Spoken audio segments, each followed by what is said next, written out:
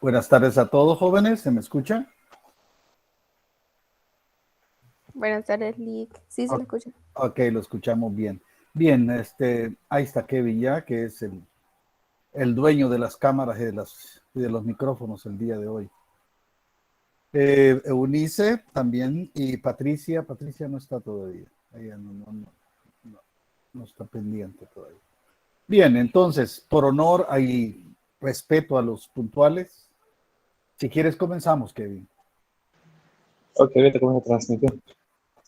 Bueno, ok.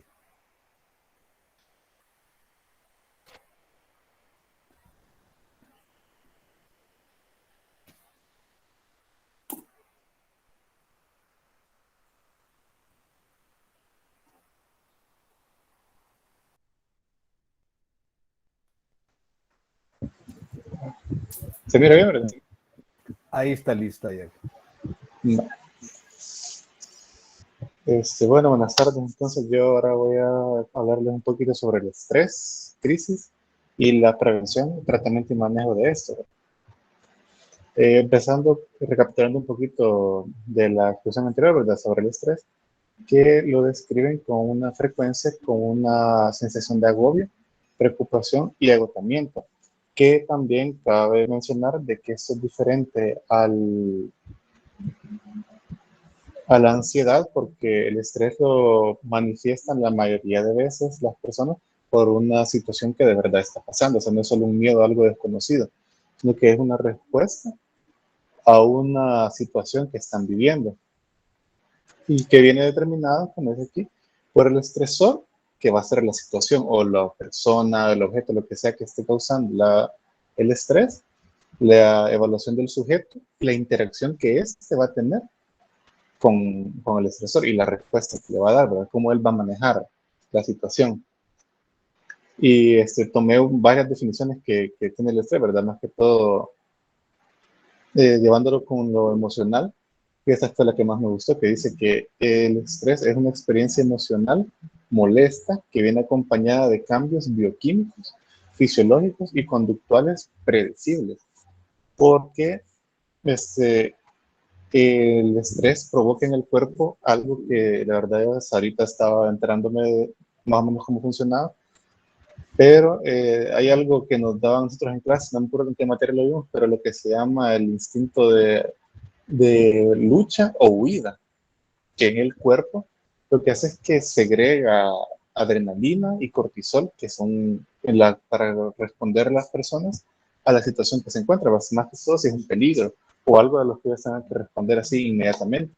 Entonces, el estrés lo que hace es que activa ese mecanismo para poder responder a la situación de forma adecuada para el cuerpo, que es lo que también vimos anteriormente, ¿verdad? Las fases del estrés, que también más adelante puse la gráfica para recordarte un poquito, que tiene su fase, ¿verdad? Pero hay un momento en el que cabe que ya no vuelve a estar el cuerpo en la situación normal, sino que sigue en ese estrés constante, en ese estado de alerta y con las hormonas siguen saliendo, ¿verdad? Y eso es lo que el estrés, así es como el estrés provoca también otros problemas aparte de él, ¿verdad? Problemas digestivos, con el corazón, con la mente, que un poquito más adelante los vamos a mencionar. Y a veces dice, un poco de estrés viene bien, porque da un empuje y energía que se necesita para sobrellevar ciertas situaciones. Y también vamos a hablar un poquito sobre unos tipos de estrés, porque lo clasifican de varias formas, pero me llamamos la atención uno que llama también el estrés positivo, que yo la verdad me puedo relacionar bastante con eso, porque para mí, que yo hago un trabajo el primer día, tome, aquí está su asignación, no, yo lo voy a hacer unos 3, 4 días antes, si es algo que no quiero hacer. Mientras más estrés a mí me da la tarea, lo dejo para más al final y lo hago mejor, la verdad. Y eso es lo que llamaban en la clasificación estrés positivo, que es la respuesta para hacer las cosas de una mejor forma, como que el cuerpo dice, bueno, esto lo vamos a hacer así, es una planificación más ordenada que hace la persona en respuesta a esa situación, ¿verdad?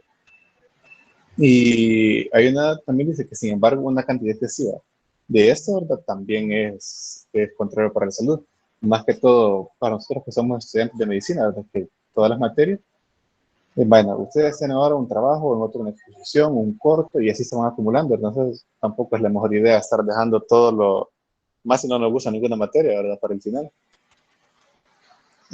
Dice que estar bajo mucho estrés puede tener consecuencias sobre la salud y afectar adversamente el sistema inmunitario, cardiovascular, neuroendocrino, nervioso central y causar graves daños emocionales y obesidad, que es lo que estaba mencionando antes, que el estrés cuando activa este sistema libera adrenalina y cortisol, que la adrenalina afecta al corazón porque aumenta la presión, ¿verdad? El pulso y se entra uno en una taquicardia y empieza más una demanda de oxígeno, las venas empiezan también a sufrir si se extiende esto, ¿verdad? Puede también afectar neurológicamente porque la adrenalina aumenta ¿cómo dirías? La tensión, creo que decía, y la velocidad de reacción de la persona. Entonces anda uno con los nervios de punta, o sea que estás así sentadito, tranquilo, ¿verdad? Así pensando en tus cosas y viene la situación de estrés. Y desde ahí estás, pero a 1000 por hora, que ves un así de reojo algo y vuelve la cabeza, ¿verdad? Y el cortisol también afecta en eso porque, bueno, aumentando el estrés, ¿verdad?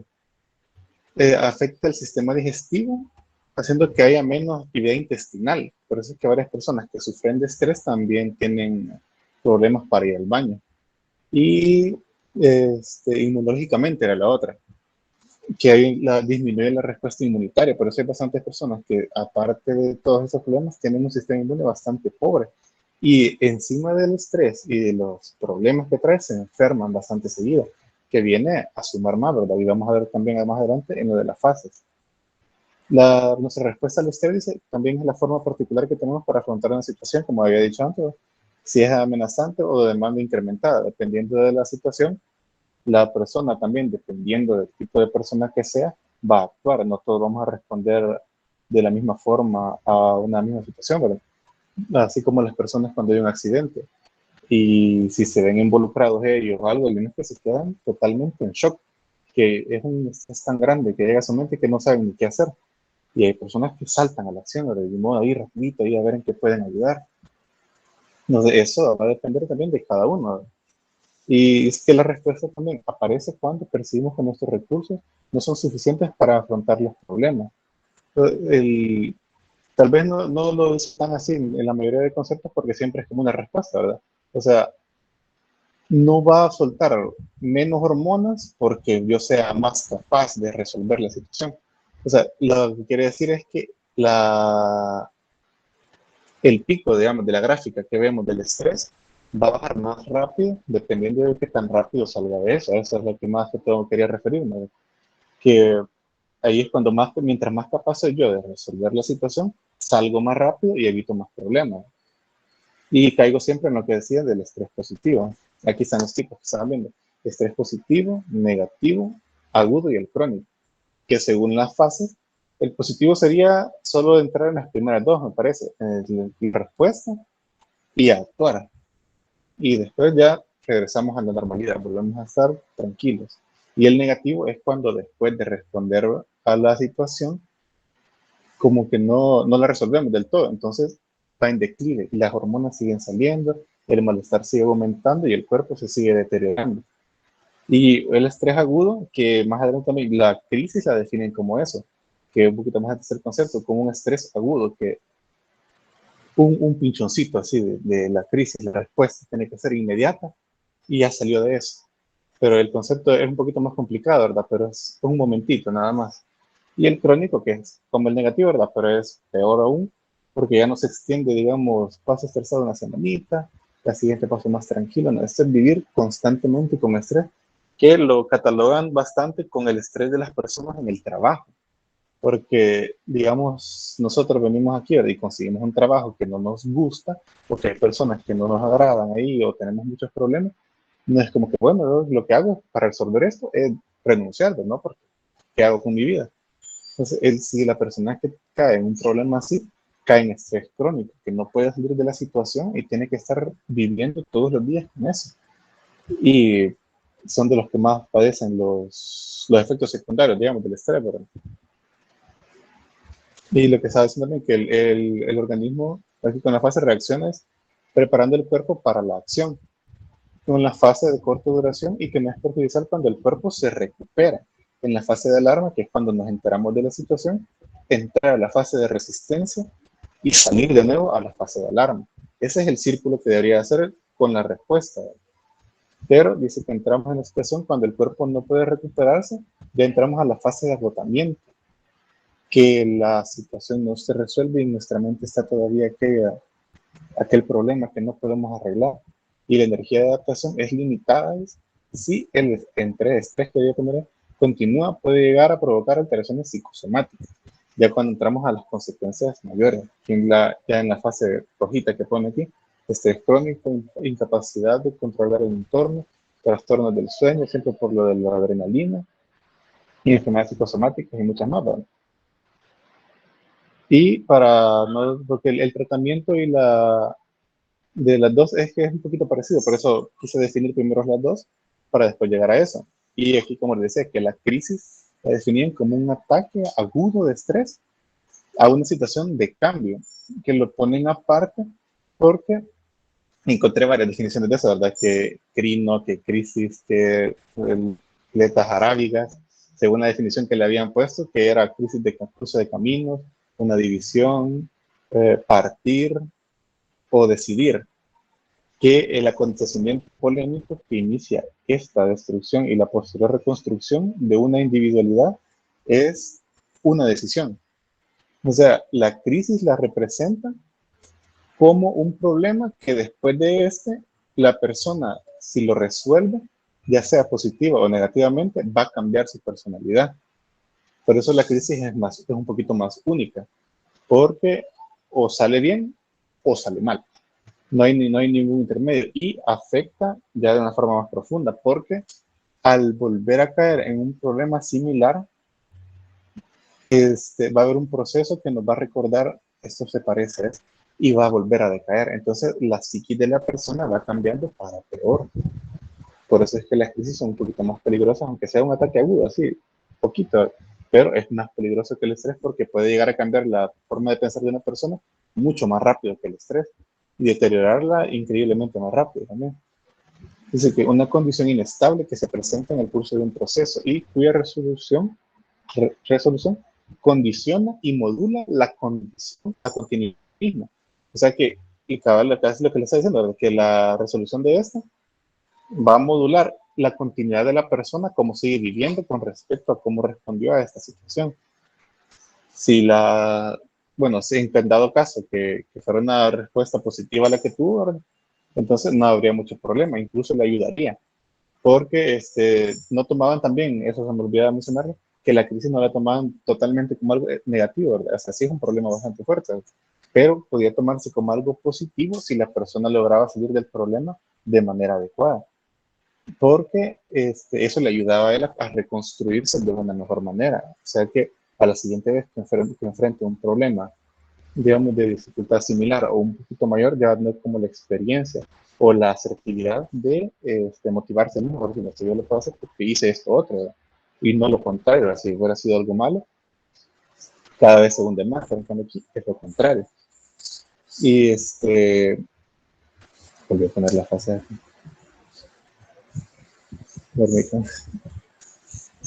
No, era lo de la crisis, ya me había saltado la diapositiva, de que había encontrado esta parte, por eso no recordaba, que tenía unas fases, pero solo quizás lo primero me llamó más la atención, de shock o impacto, la desorganización, que es cuando como que uno queda así pensando en todo lo que en lo que va a hacer, la resolución y retirada final, que sería resumido lo mismo, ¿verdad? Que uno se entera de lo que pasó, piensa qué va a hacer, lo ejecuta y al final termina el proceso. Y ahí es más o menos lo que les estaba diciendo, pero aquí, bueno, hubiera sido mejor explicarlo con esto. Lo único que en la retirada final, en la fase 4, estaba esto que decía que la retirada responde a la finalización del proceso. La retirada puede ser total, como a través del suicidio, o parcial. Por eso es que las crisis son bastante peligrosas, porque una persona que empieza a fallar, a fallar, a fallar, a fallar, y empieza a deteriorarse su psique, entonces lo que va a pensar al final es la única solución a este problema que tantas veces que hemos hablado de eso en la clase, es matarme. Ya no aguanto, ya otra vez que me vuelva a mí a pasar esto mismo, pues yo me mato. Y ayer, hace poco, me dejaron estaba pensando en eso, que a tiempo estoy yo para la clase, me dejaron una exposición y una compañera se iba a cargar el de las diapositivas. Y justo ayer que teníamos que mandarla, no le sirve el Office. Y nadie tiene computadora, entonces me tocó hacerlas a mí. Y justo ayer tengo 8 años de usar la misma mesa en la que estoy sentado ahorita con mi silla. Ayer me di cuenta que está patoja. Y cada clic que yo daba a la computadora, tac, tac, tac, la mesa se movía. Yo sentía que casi la partía con un bate. Y allá me estaba yo inclinándome a lo negativo. Y pues, que mañana eso lo voy a dar de ejemplo. Que ya uno cuando se encuentra, porque tanta cosa, incluso ahora tuvimos un corto, creo, varios de las compañeras que están aquí, de historia, que yo la verdad ni sabía que iba a haber corto. Y es, ya va el doctor otra vez, digo, por Dios, con sus cosas. Y bueno, cada cosa sí se nos va sumando y al final cada quien responde como puede, ¿verdad? Y la prevención y tratamiento y manejo las puse casi todas en la misma porque la prevención es el mismo tratamiento y el mismo manejo de las situaciones. Que hay varias técnicas que no sé si están ahí. Sí, todas están aquí puestas. Que hay estas técnicas que me dicen las técnicas generales, cognitivas, fisiológicas y conductuales. Las generales es algo que cualquier persona, hasta nosotros quizás hacemos cuando nos sentimos mal, ¿verdad? Dieta adecuada, apoyo social, distracción y el buen humor, o sea, de irse con cosas positivas. Y la dieta la meten porque eso, bueno, se me olvidó mencionarlo, porque hay personas que por estrés comen mucho. Entonces, el estrés también es uno de los indicadores que lleva a la obesidad por eso mismo, que las personas se resuelven ellos su problema o se alivian un poquito con esa recompensa que es la comida. Y las siguientes eran las cognitivas, que creo que era esta de la reorganización cognitiva, modificación del pensamiento automático y deformados. Esa era que la modificación del pensamiento ayudan a las personas que sufren de estrés a manejar las situaciones en las que se enfrentan, porque el pensamiento de ellos inmediatamente ya de tanto estrés que están viviendo y tanta complicación, que lo primero que se les viene a la mente es no puedo. Y los pensamientos ya es un pensamiento por eso automático y deformado, que para ellos el resultado que tienen en la mente a la hora de la fase de alisarse ellos, cómo van a resolverlo, es que ya fallaron. Y eso es inmediato. Me pasa eso, no puedo, no puedo. Entonces, las personas ayudan a eso, la desensibilización sistemática, inoculación del estrés y detección del pensamiento también van ubicadas a eso, a ayudar a las personas a cambiar la forma que tienen de responder a esos problemas. Y las técnicas fisiológicas son un poquito parecidas a las generales, solo que ya van un poquito más con meditación.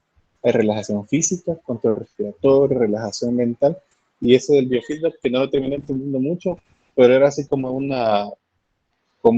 como eso del Feng Shui, que ponen cosas a su alrededor, de ordenarlo de una forma que responda bien con uno mismo, ¿verdad? Así como tener una habitación como a uno le gusta, para sentirse cómodo. Y las técnicas conductuales, que de entrenamiento asertivo también, ¿verdad? Para uno ser un poco más asertivo con las decisiones que toma y no estar dudando, entrenamiento de habilidades sociales, porque eso me recuerdo siempre con mi diapositiva de más adelante, que la otra de las formas con las que las personas solucionan el estrés es con el aislamiento. Entonces, ayudarlos a ellos a que empiecen otra vez a socializarse con personas que los motiven también, ¿verdad? No que los destruyan. Les va a ayudar también a ellos a querer ser un poquito mejor. Técnicas de solución de problemas, por lo mismo que habíamos dicho, técnicas de autocontrol, que también vienen a trabajar con las personas que resuelven las cosas con comida o con sustancias. Porque obviamente también, ¿verdad? Que una cosa, aparte de la comida, que te otorgue una respuesta mucho más agradable, ¿qué va a ser? Como droguita.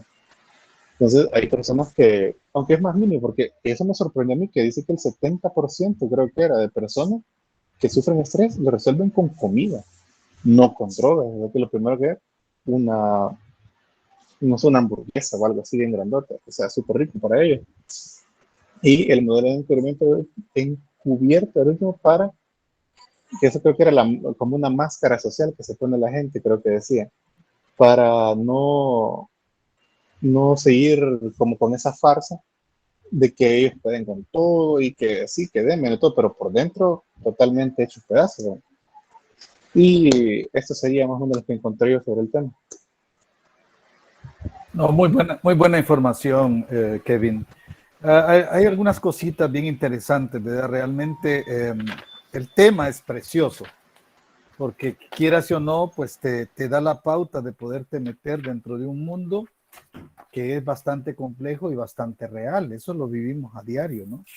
Ahora te pregunto a ti, Kevin, ¿cómo pensarías tú, por ejemplo, en el caso de un atleta de alto rendimiento que sufre de mucha presión y de mucha tensión? ¿Qué tiene que hacer? Y la verdad es que incluso hace poco estaba viendo eso ya que dice de alto rendimiento, de lo del Barcelona, que de que se fue Messi para abajo todo, y ve uno las caras de los muchachos que son ahí del equipo y todos se ven pero tristes, ¿verdad? Cuando están perdiendo. Parece que estuvieran huérfanos, ¿verdad? Ajá, tienen una cara de tristeza que no se las cura nadie. La Exacto. verdad, yo quizás nunca he enfrentado una situación así para saber qué les recomendaría, la verdad. Recordemos un poquito lo que pasó con la atleta de gimnasia de los Estados Unidos, la mejor de todas, la mejor calificada en todo sentido. A la hora de la competencia dijo que no quería, primero estaba su salud mental. Fue una cosa bastante impactante, o sea, esa mujer estaba tan presionada, pero tan presionada, que lo que prefirió fue dejar de lado algo que le tomó años prepararse para llegar a esas competencias, y lo hizo. Y mucha gente dijo, no, es una cobarde, no, que esto y lo otro. No, no, no. La mujer sabía que no estaba en buenas condiciones. Y la otra cosa que me llamó mucho la atención, Kevin, es el hecho cuando se hablaba de las técnicas, ¿verdad? Las técnicas generales, generalmente, pues la cognitiva es aterrizar al pueblo y decirle, mire, se está parado sobre llamas hirviendo ahorita, no siente que se está quemando. Y entonces se aterriza al paciente para que él realmente se dé cuenta de que su situación no es un huevo de gallina, sino que es un huevo de avestruz, un huevote bien hermoso, ¿no? En el cual pues tiene una gran problemática.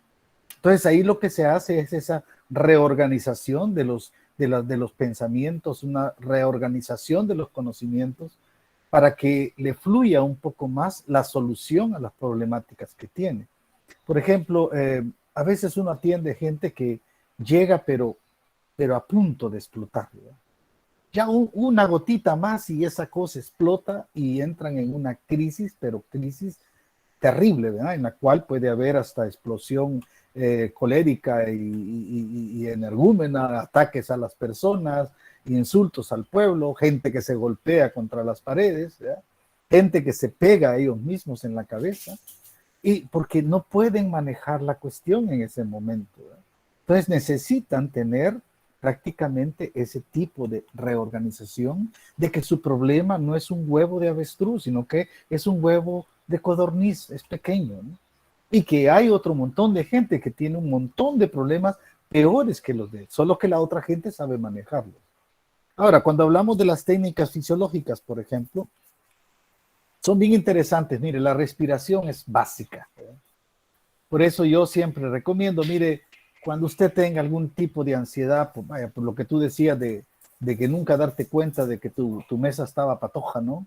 Y en ese momentito en que tú estabas más estresado, ese movimiento, cuando tú apretabas la tecla, te empezó a sacar de onda. Llegaste al momento hasta decir, no, yo le voy a pegar un garrotazo a este volado que se termine aquí nomás, ¿verdad? Pero son explosiones, ¿verdad? Hace poco lo viví yo con mi mouse, ¿verdad? Mi mouse.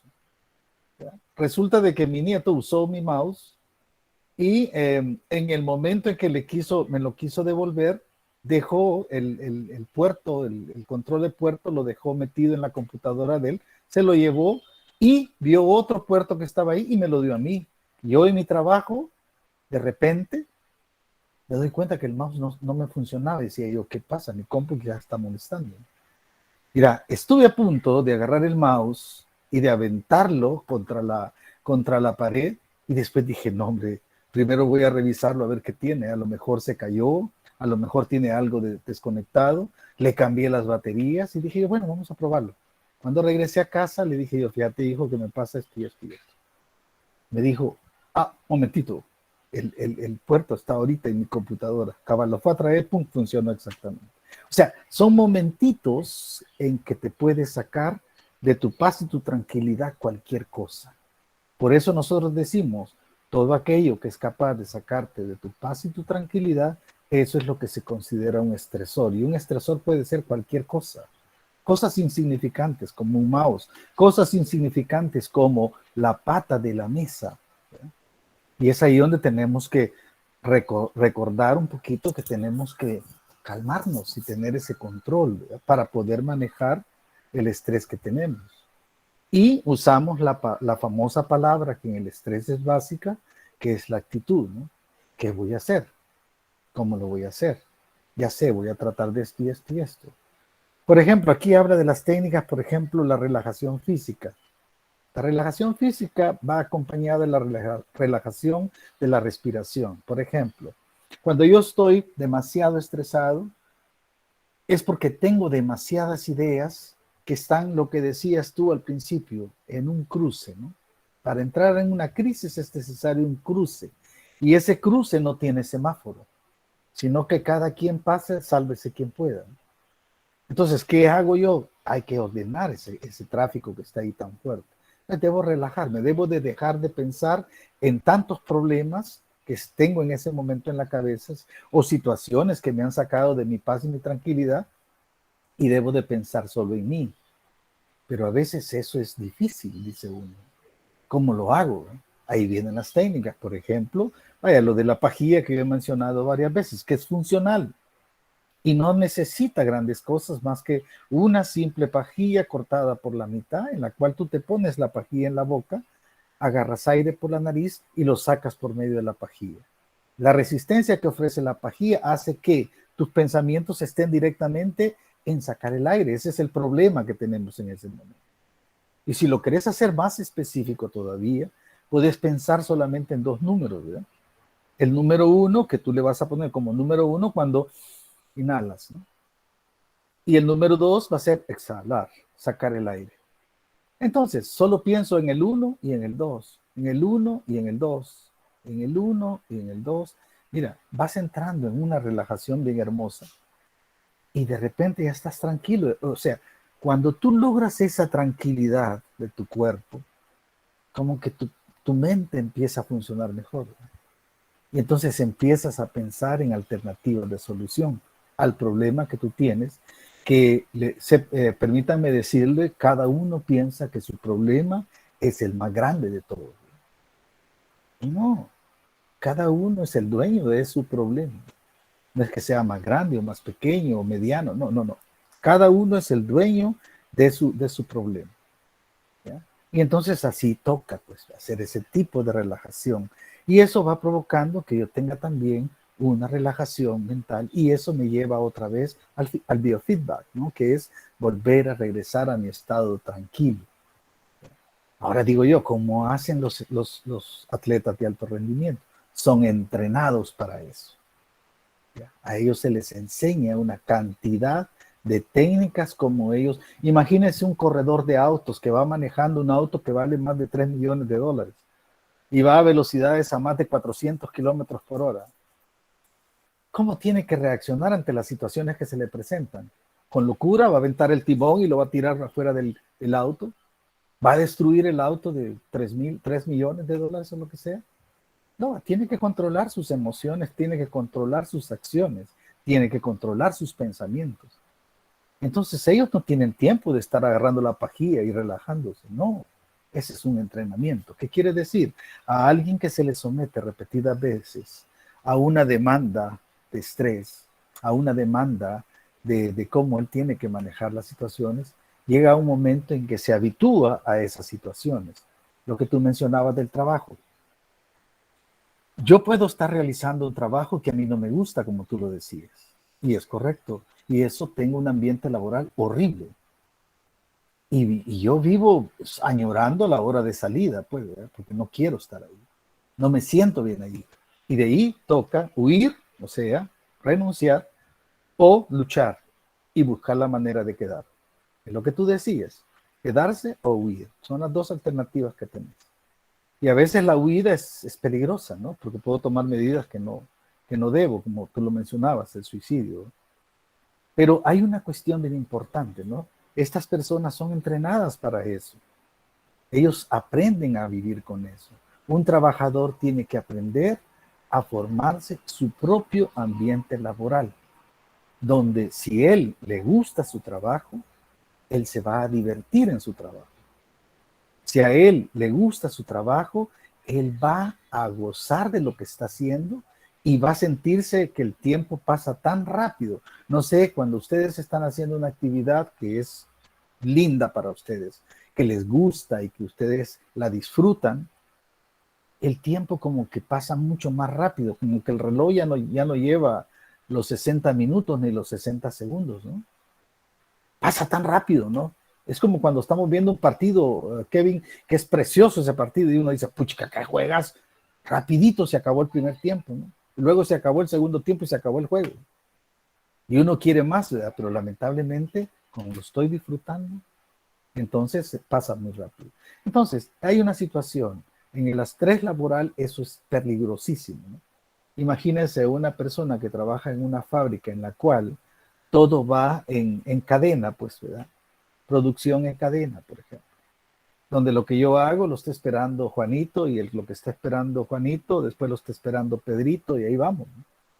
¿Qué pasa si yo como Salvador tengo una crisis en ese momento? Ya me pasé en Juanito y en Pedrito, ¿no? Porque no les voy a pasar trabajo, ¿no? Entonces, son cuestiones que hay que saberlas manejar. Y de eso van a encontrar un montón de gente. Y luego viene la parte psicosomática que tú mencionabas. Recordemos que psico es mente, soma es cuerpo, ¿no? La mente manda sobre el cuerpo. Y como yo lo he dicho siempre, nada en mi cuerpo se mueve si no lo ordena mi mente, ¿eh? Esa es la gran jodida de todo, ¿ya? Por eso estaba bien interesante el tema que nos has brindado, Kevin, y te felicito, hiciste un buen trabajo, ¿verdad? Ahondaste en los puntos neurálgicos que queríamos. Ahora, el manejo es enseñarle a la gente a tener ese control emocional. ¿Cuándo debo de actuar? ¿Cuándo no debo de actuar? Pero para eso debo de estar tranquilo, para pensar antes de actuar. Esa es la cosa bien importante. Y la otra situación, para poder manejar las cosas, debo de ponerle mucha actitud. Dicen que el primero que fracasa es aquel que no lo intenta, ¿no? Ese es el primer derrotado, el que no lo intenta. Y hay gente que dice, como tú lo estabas diciendo muy perfectamente, se mete en la cabeza, es que no puedo, es que no puedo, es que no puedo. Y puedo preguntar yo, ¿cuántas veces lo has intentado? No, ni una vez, pero no puedo. ¿Cómo vas a saber que no puedes si nunca lo has intentado? Ahí está la situación. Y eso genera lo que vamos al otro tema que vamos ahorita, mucho que se puede hablar de eso. Una persona angustiada es una persona que tiene problemas serios, ¿eh? Yo no sé si Patricia está allá. Gracias, Kevin. Estuvo muy bien. Y cuidado con la mesa, ¿verdad? Que ojalá que no la vayas a quebrar. Ya estoy pensando en cambiarlo, la verdad. O ponerle una tapita de soda, ¿verdad? Pero está bien, es una buena cosa. Bien, entonces, mire, yo creo que Patricia no está presente. Eh, es una cosa que después vamos a tener, siempre tenemos ese tipo de problemas, que la gente ni tan siquiera nos dice nada y después tengo que buscar la manera de cómo vamos a resolver esa situación. Así es que, Eunice, ¿estás lista? Sí, licenciado. Bien, así me gusta. Cuando tú quieras, hijo. Ahorita.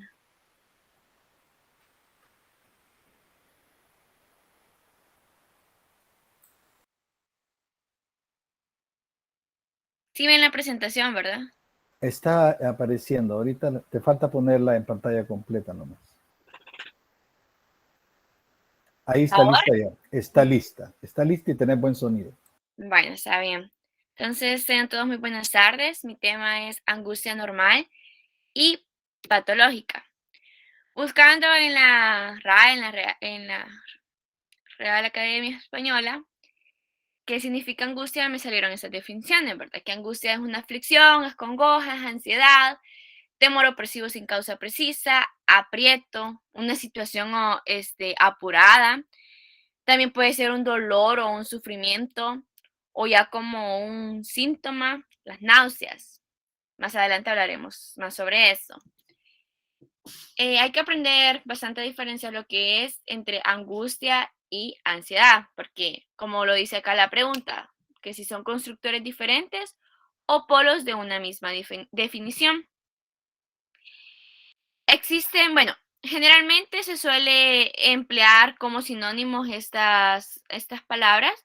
Sin embargo, existen diferencias de una y la otra. La primera es gramatical, ya que angustia proviene de la palabra angor, que significa opresión, mientras que ansiedad proviene de la palabra ansietas, que significa una inquietud o una incomodidad.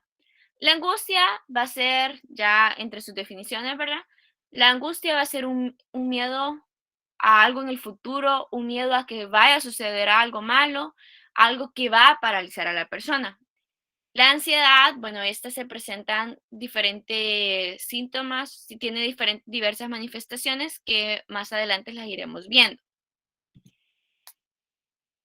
Sí, prosiguiendo con lo que es la angustia, la verdad tiene muchos significados. Yo estaba buscando y se puede definir de muchas maneras, ya que la angustia se puede decir que es una emoción, un sentimiento, puede ser un pensamiento, puede ser una condición o un comportamiento desagradable de la persona.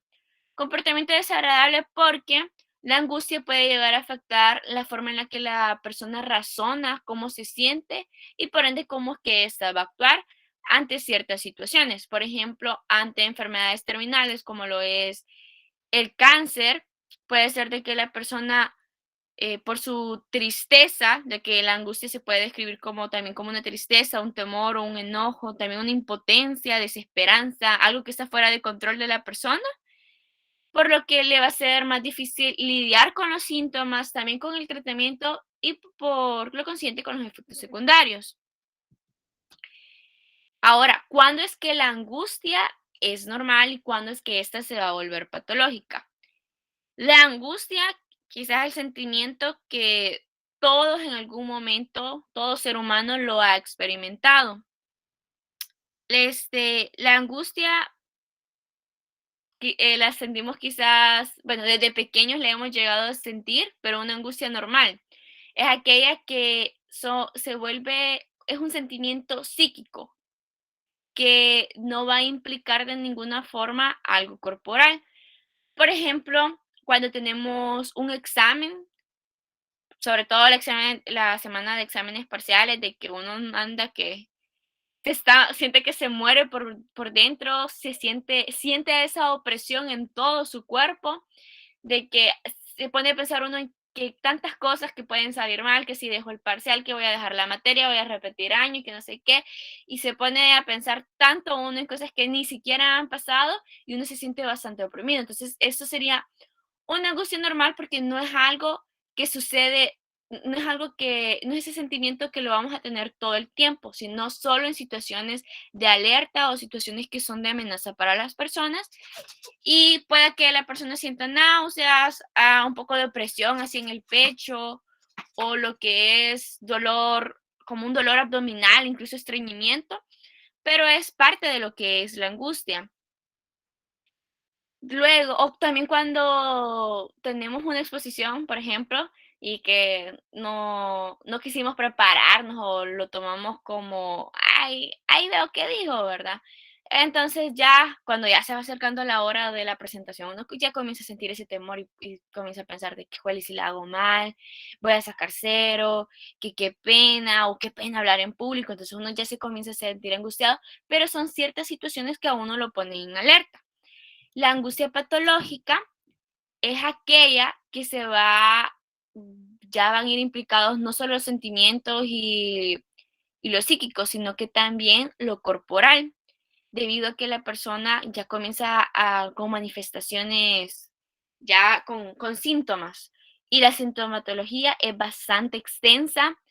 Puede presentar taquicardias, dolores de cabeza, comienzan a temblar, también una sudoración excesiva, y puede hacer que se da también en situaciones de alerta, pero normalmente la angustia patológica todo el tiempo va a estar ahí.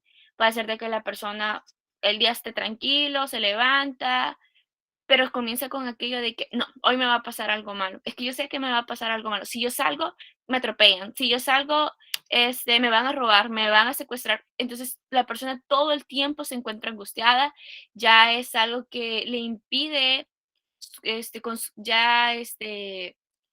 impide en su vida cotidiana, como interrumpe en ella, y la persona ya se vuelve como un trastorno psíquico realmente.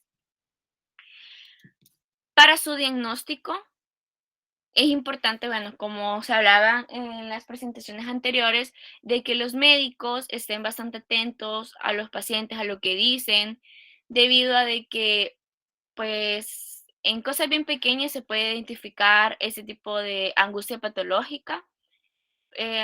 Por ello es importante que el médico sea bastante minucioso al observar al paciente o en las palabras que se dice. Y bueno, ya para su diagnóstico, pues la evaluación de un médico es lo principal. Los profesionales tienen criterios específicos.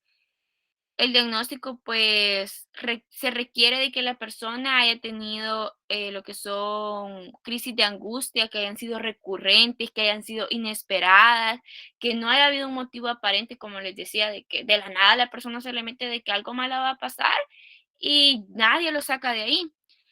De ahí, pues, hay 2 situaciones que toman bastante en cuenta, que si hay una preocupación persistente y, por ejemplo, el temor a perder el control de lo mismo angustia que sienten. Hay personas de que están angustiadas porque siempre están angustiadas. Entonces, como siempre están angustiadas, ellos tienen el temor a volverse locos o que van a tener un cambio de comportamiento. Esos son algunos de los criterios que se toman en cuenta.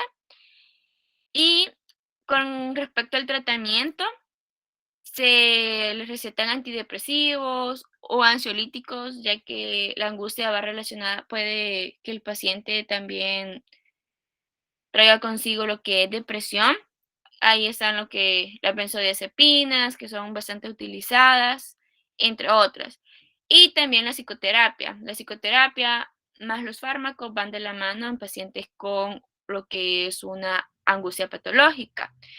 Y algo bien importante de que también el estado en el que se encuentra el paciente, si el paciente es muy negativo y decide de que no va a salir de esa situación, de que él siempre va a vivir angustiado, que él siempre va a vivir con ese tipo de trastorno, es bien difícil de que logre superar esa etapa de su vida, porque para mí son etapas que no todos, pero sí ciertas personas llegan a experimentar. Porque, bueno, yo conozco a una persona, a una amiga, de que ella tiene eso de angustia patológica, ella siempre está preocupada, ella siempre se está quejando de todo y ella recibe ansiolíticos y está con terapia. Pero ella me dice de que ella no mejora, ella culpa a su psicóloga, ella culpa a los fármacos, que ella no puede dormir, que ella esto, que ella lo otro, y siempre estaba demasiado ansiosa. Y yo le digo que se calme, que se tome un té, pero ella siempre está negativa. Entonces, aunque se les esté brindando el tratamiento correcto, pero si la persona no está poniendo de su parte también, pues es bien difícil que la persona salga de ahí.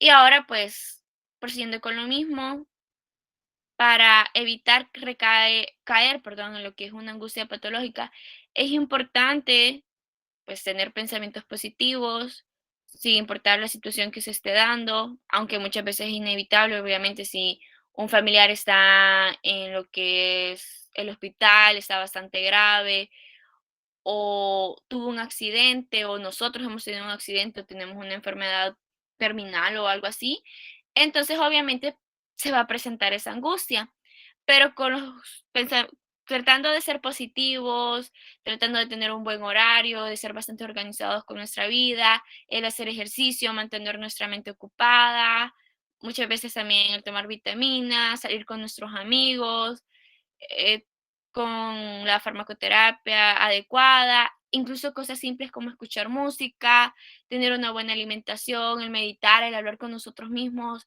A veces tal vez no encontramos apoyo en otras personas, pero nosotros también nos podemos como terapiar, tener un horario de sueño adecuado, dormir las horas que las horas correctas, de 7 a 8 horas, viajar, y aunque no se pueda viajar, por lo menos a dar una vuelta ahí a la esquina, pero todo eso hace de que uno se relaje un poco más, siempre va a estar a veces, obviamente la angustia quizás no la podemos evitar en situaciones de alergia, perdón, de alerta, pero podemos evitar caer en algo patológico.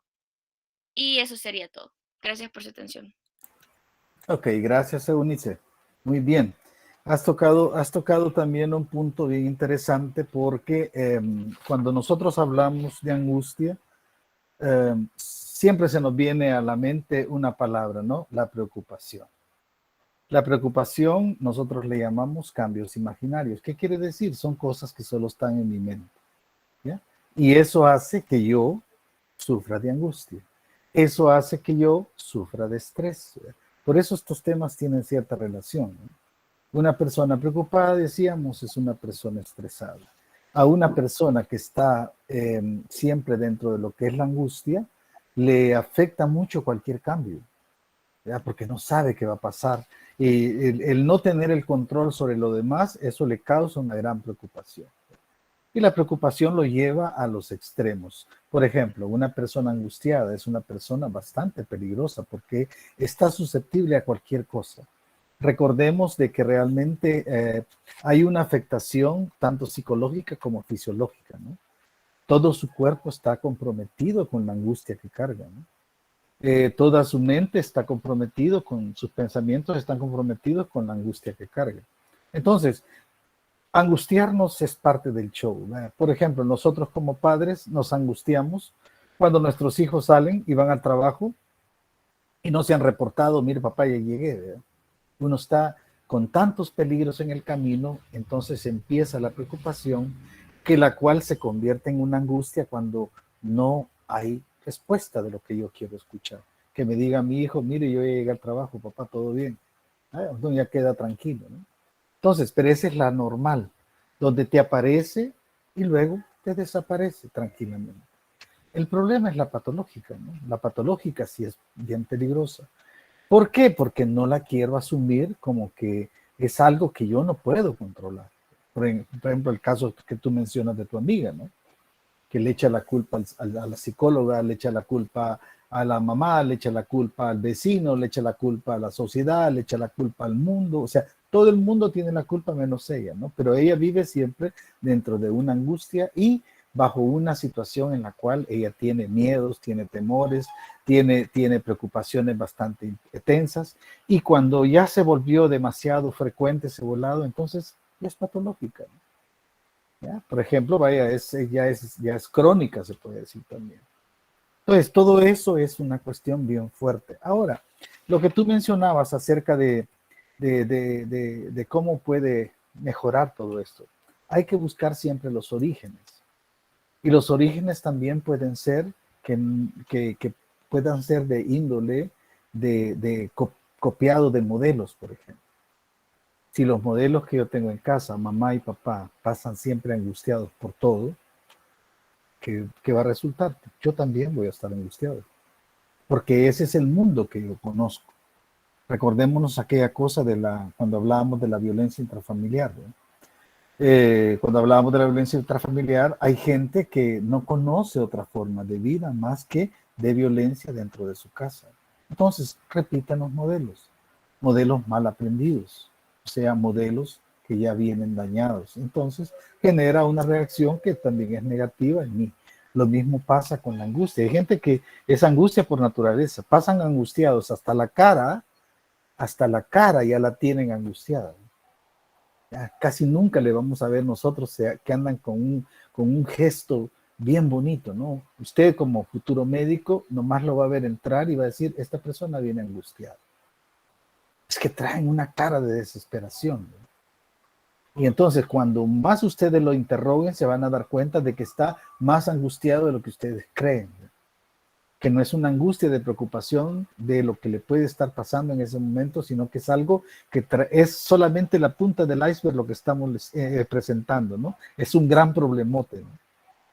Es un gran lío el que carga en sí.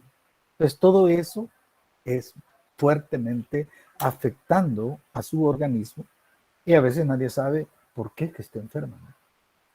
Pero también su sistema inmunológico se ve comprometido, ¿no?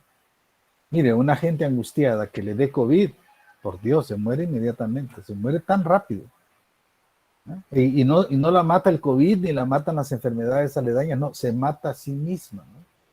Porque ella solita se provoca su muerte. O esa persona generalmente no va a durar mucho, pero si tiene pensamientos positivos, como tú lo decías, ¿verdad? Si tiene un régimen de vida disciplinado. Cuando ustedes escuchen la palabra disciplina, quiten de la mente castigos, no. Disciplina es hacer lo correcto en los momentos correctos y completar lo que yo comencé. Eso es disciplina. Disciplina no es castigo, ¿ya? Que como consecuencia le han dado a uno sus nalgadas porque no ha terminado las cosas, eso es otra cosa. Pero tener ese tipo de orden en tu vida, tus horarios bien establecidos.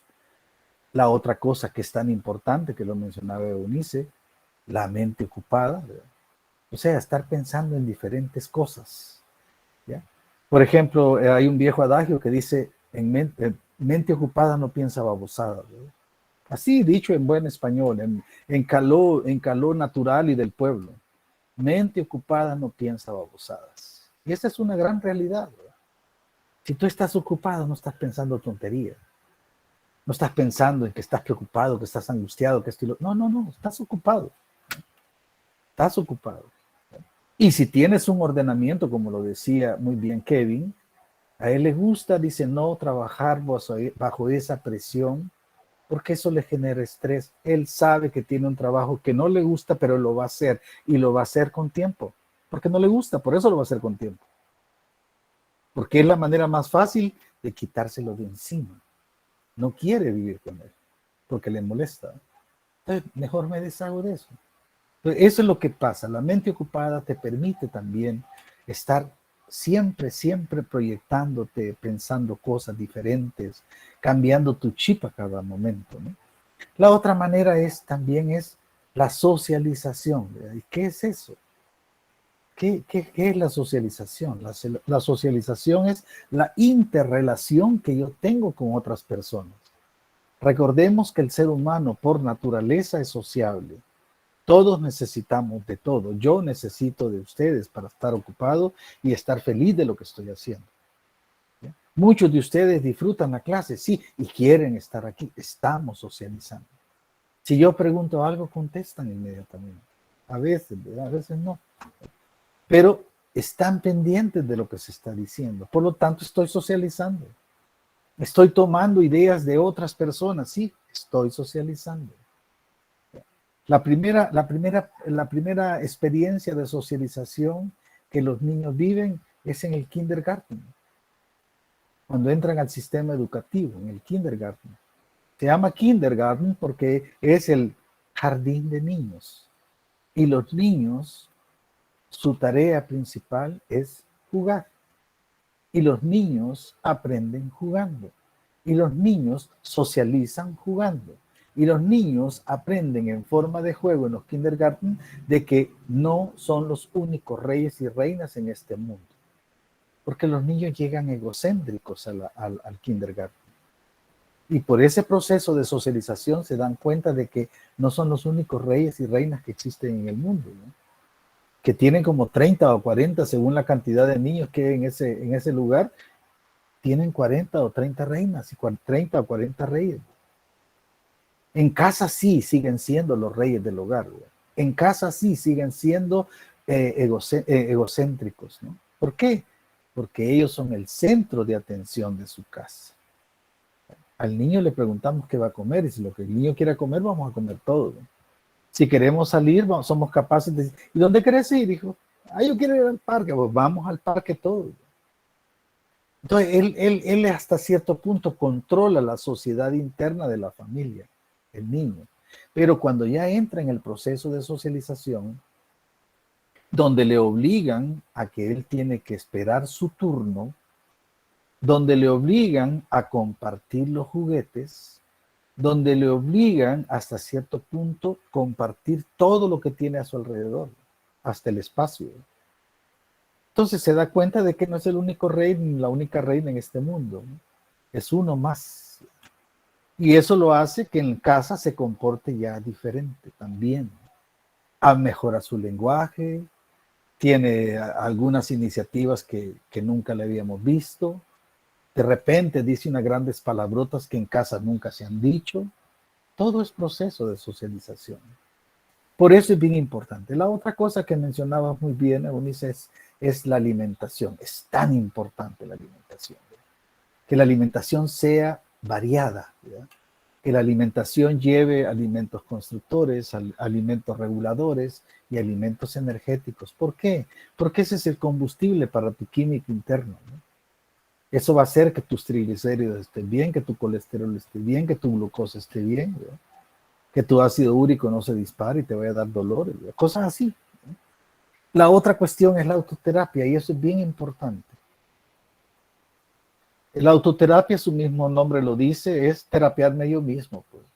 Hey, Kevin, vos podés, Kevin. Vos lo vas a hacer bien, Kevin. Aunque la pata de la mesa se mueva y suene, lo vas a hacer, Kevin. Y lo estoy haciendo. Y entonces empezás a autoterapiarte, ¿verdad? Al final terminaste de hacer la cosa. La mesa ahí está todavía, ¿verdad, Kevin? Ahí está todavía, ¿verdad? De verdad tengo aquí la tabla en esa misma mesa. Y la otra cosa que mencionas muy bien es también el sueño adecuado, ¿no? El sueño adecuado es que tú necesitas dormir cuando al menos 8 horas. Y yo sé muy bien que a veces la misma demanda de trabajo que tenemos no nos permite dormir 8 horas. No nos permite dormir a lo mejor 5 horas o 4 horas o 3 horas o media hora. Pero es un sueño que hasta cierto punto te repara.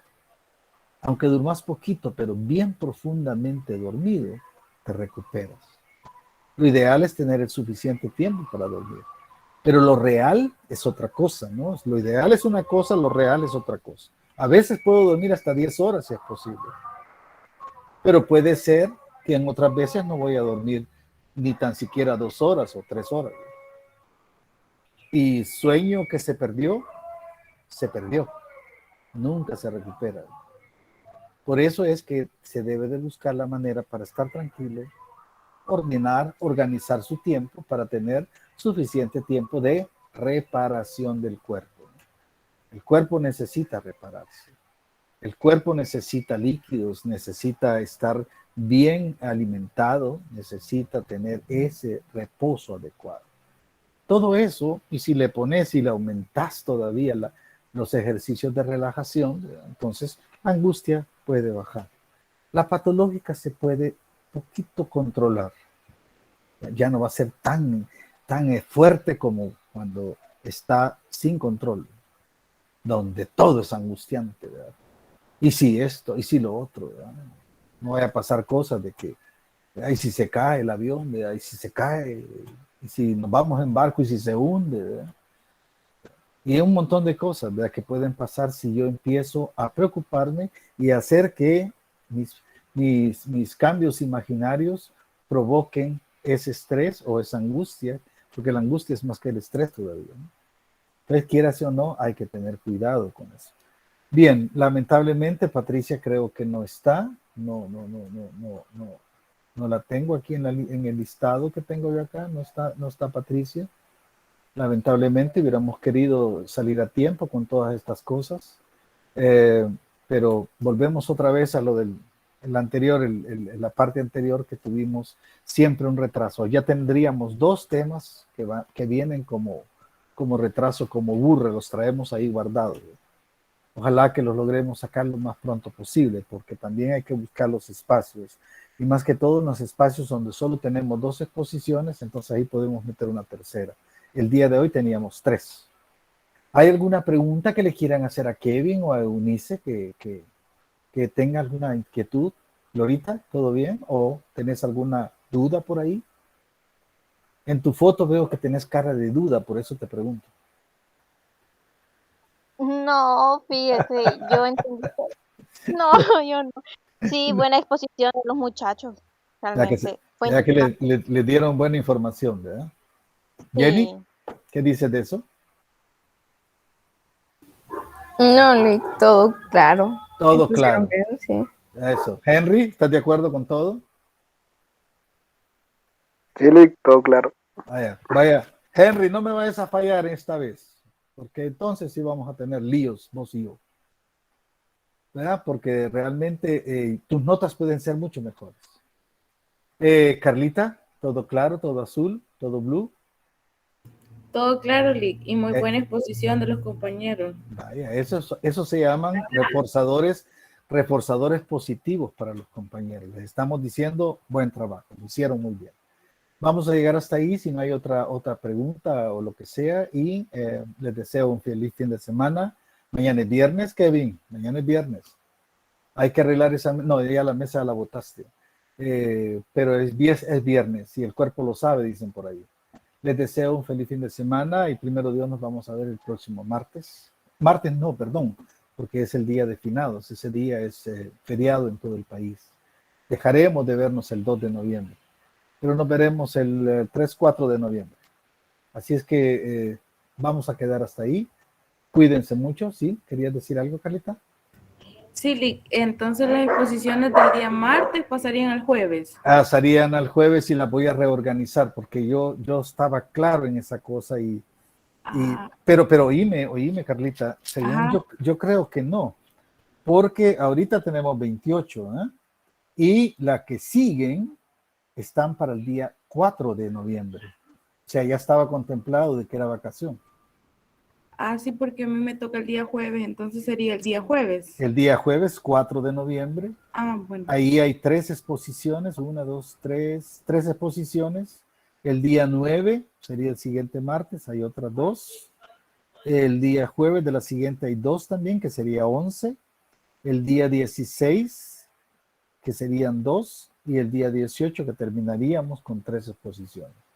Así está. No, ya está contemplado. Yo estaba, dije yo, me asusté porque supuestamente yo lo había planificado ya y dije yo, yo tengo vacaciones de día.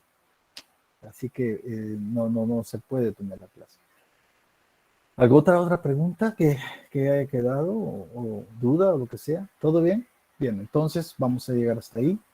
Cuídense mucho, como les digo, y diviértanse y vayan a visitar a sus seres queridos, ¿verdad? La otra semana sería, ¿verdad?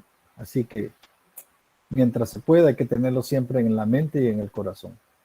Así los mantenemos vivos. Bien, les deseo mucho gusto, cuídense y nos veremos hasta la próxima. Gracias, Lick. Gracias. Buenas noches. Chao. Chao, cuídense mucho.